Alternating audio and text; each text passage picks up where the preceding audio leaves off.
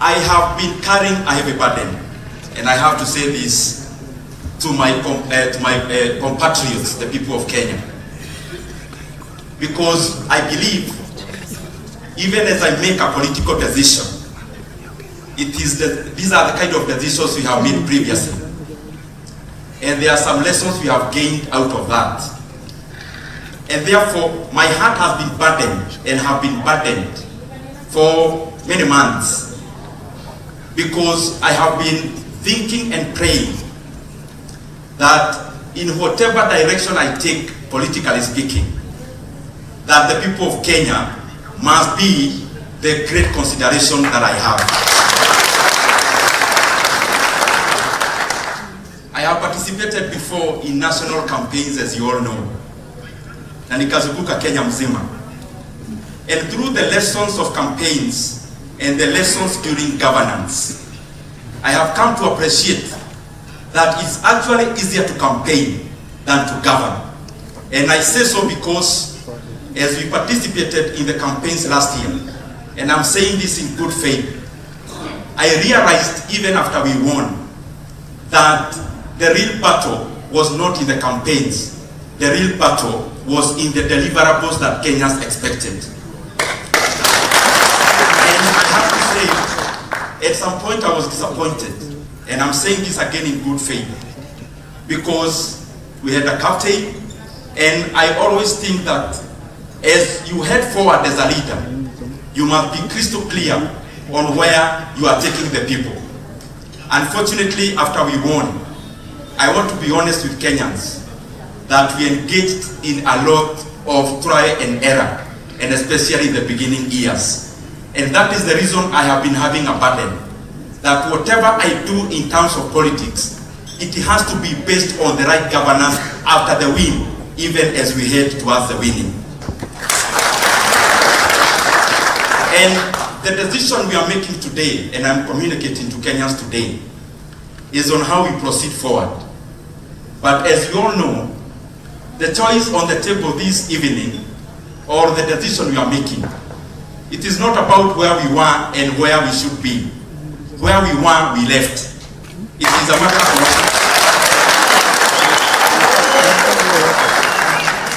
the decision we'll be making at the end of this press conference and briefing is what will be our engagement.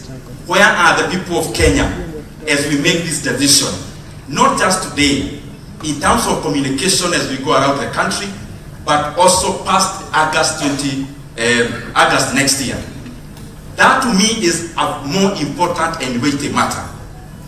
And as I have said as I was starting, it is a burden I've been carrying, because as we engage as leaders, as we engage this against the other, the Kenyan people are literally fighting for survival. And therefore, in my opinion, as we head forward, what I'll be communicating later, we must be crystal clear on the kind of things that we want to deliver to our republic, and especially the children of God who are the people of Kenya. As leaders, we have that obligation, and it has to be at the center of what we are doing. And as I get there, I'll give a few points in terms of the kind of things I think must form our campaigns and must form our deliverables as a team on this side of opposition, but I'll also be sharing how to deliver them. I have taken a lot of time.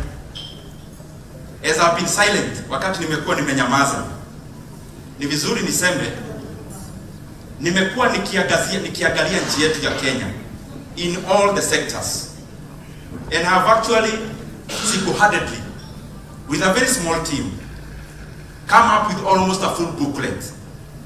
It's not a manifesto. We have heard this word many times.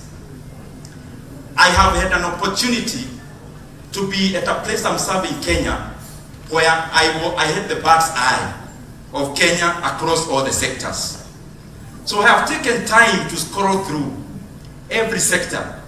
What is it that we can do to the people of Kenya? What is it that we can do in every sector? So that after next year, August, Kenya becomes a much better country than even where President Mwai Kibaki left.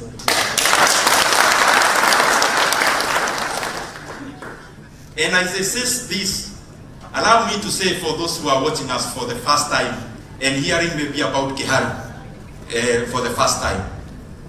Kiharu constituency, which I represent, is a very vast constituency.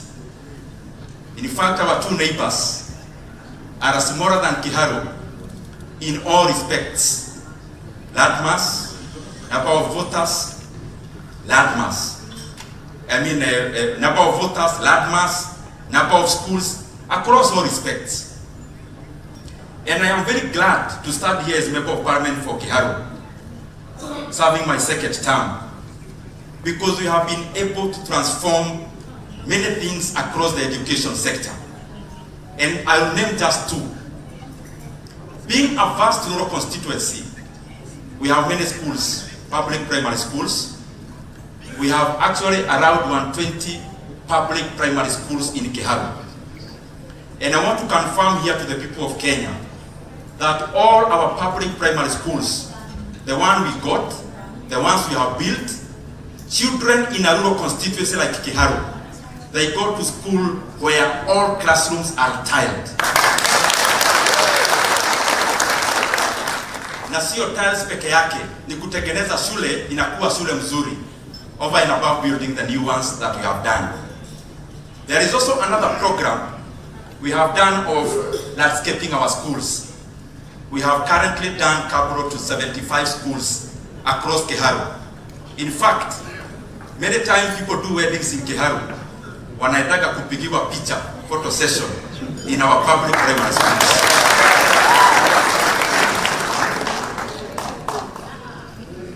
Jambo la pili nikitaka nitaje, tuko na shule 65 shule za secondary, day secondary schools.